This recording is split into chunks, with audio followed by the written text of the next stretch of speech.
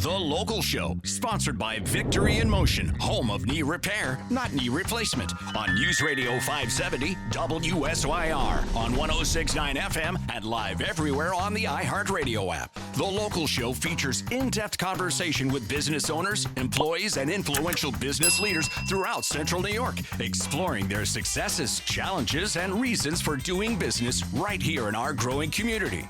The Local Show is produced locally by Zoe Advertising. Now your hosts, Tom and Steve. It's your local show with Tom and Steve. Thank you for joining us. We do appreciate you hanging out with us. You know, Tom. Yes. There's another local show. I do know, Tom. It's in like, I don't know, I say California, somewhere far away. I was looking up something and you said the local show. I'm like, right. Wait a minute.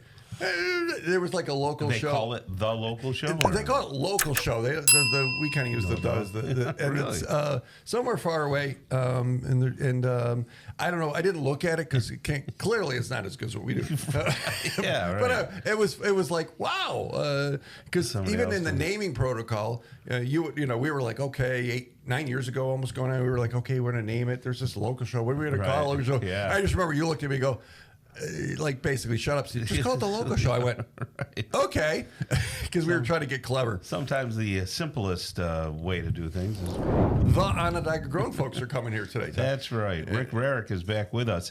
He's the board chairman of Matthew 25 Farm. How are you there, buddy? I'm excellent. Thank you for having me back on the show. Thank you for being here. Explain to me where the farm is again. I don't know if I got it right. Is it near like Ballantyne and...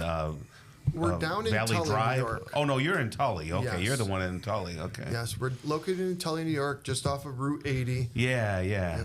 Well, I've gone up there many, many times. Yeah. So Dave Knapp's world down there. Yeah. Oh, yeah. Yeah, down to that territory. You know? So if I'm going up Route 80, past Saunders and all that, how far away are you from Saunders?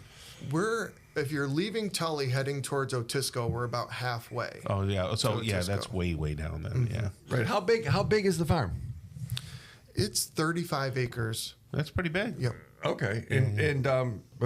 So back up a little bit. How did this start? Yeah. Tell us about... And why the name? Yes. Well, Matthew 25, verse 35 says, "For I was hungry and you gave me something to eat."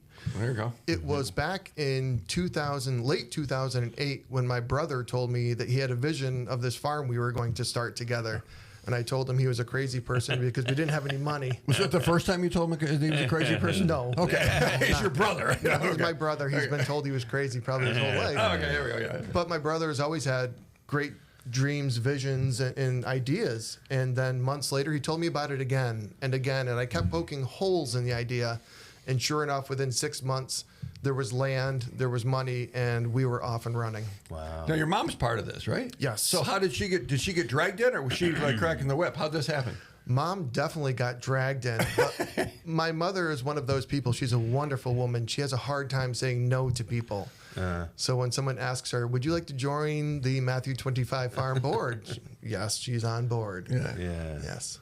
So was the intention always to be a nonprofit? Yes. Okay. From the beginning. Yes. The idea was always to provide free, fresh fruits and vegetables to those in need, to those who couldn't grow it themselves. I see. Mm-hmm. And how does that happen? Because people usually who don't have the means to purchase the food don't have vehicles, or they don't have access to faraway places. Absolutely. We work with our local food pantries and organizations such as Assumption Food Pantry. Okay. We work with Clear Path for Veterans. We go through 5 different counties and 38 different food pantries. For the most part, the food pantries come to us, pick up the food, and then those in need get it from the food pantries directly. If a family is in need, they're welcome to come right out to the farm, and we will give it to them. And of course, we're always willing to work with people. If somebody doesn't have a car or doesn't have transportation, we can find you transportation. We can find somebody to help deliver food to either their house or their food pantry. Wow, because you're on the way to nowhere. Where your Yes. farm is. So it's not like you're at a convenience store area or anything like that. Do you deal with a lot of folks that aren't English isn't their first language? Because poverty and those things sometimes run in the same space. In the past, we have more recently, no. We used to work with RISE through their SIRAP program, Syracuse Refugee Agricultural Partnership Program. but they got their own farm a few years ago, and we haven't seen as many of them since. But in the past, yes, we're willing to work with everybody. Just because we're a Christian not-for-profit doesn't mean that we only give to other Christian organizations. We're willing to give to people of any religious affiliation. Okay, so you'll help everybody, which is Absolutely. great. So what are you growing out there? I mean, you got a whole lot of acres, 35 acres, is that what you said? Mm-hmm. What's growing? Currently, we're harvesting cabbages, summer squash, zucchini, tomatoes, cucumbers. We have potatoes. And then later in the season, we will get a lot of apples. We get tons and tons of apples in the fall. Wait. So there's apple trees. So apple trees are, they just kind of show up, right? You have the apple trees. They're there for a long time. Yes. Where the other crops you mentioned have to be planted and harvested every year. Who's doing the planting and the pulling it out and pulling the weeds and running the tractors and kind of stuff? Well, that's a great question. We have a wonderful organization of volunteers who come out and help us in the springtime. Every year, for example, at the end of May, Liberty Mutual comes out. Oh, wow. And they help plant our hoop houses, which are just essentially greenhouses. And then we have different church organizations. We've had Abundant Life come out to the farm.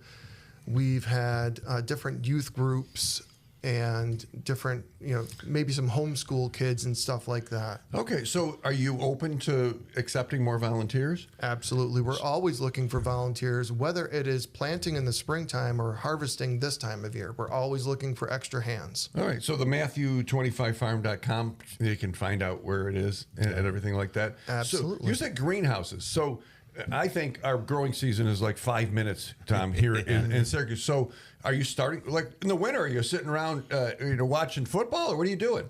Well, there's a lot of football watching in the wintertime, for sure. My fandom to the Buffalo Bills is well known and well documented. But we start, because of our greenhouses, we're able to start just over a month before everybody else. Well, who's everybody else? Well, let's say, for example, at my home garden, I'm able to plant my tomatoes at my house at the end of May. Okay. At the Matthew 25 farm, we plant them at the end of April. Okay. So we get a jump start on everybody else who's growing locally. So these are all in the greenhouses? Yes. So now you got to take them and put them in the ground at some point, Well, right? they're actually planted in the ground in the greenhouse. They're called a hoop house. I call them a greenhouse because people don't know what a hoop house is. What's a hoop house? It is essentially a greenhouse on steroids. That's Okay, how tell I us like about to it. describe it. It's just a very long building with a double layer of plastic on the top, which gives you an extra layer of insulation. Right. And when the sunlight shines, which, in Syracuse can be Right. questionable, Right. the building heats up incredibly well. And the nice thing is it's an automatic building. So if the building gets too hot, the sides roll up for you. Wait, like Automatically. programmatically? Yeah. And we're able to control our temperature. We're able to control the amount of water that goes on the plants, which is important as well.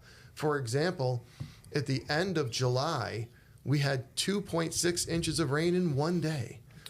Okay. That doesn't affect the plants that are growing inside our hoop houses. Okay. So a lot of things are in these hoop houses? Yes. And how are you involved with Onondaga Grown?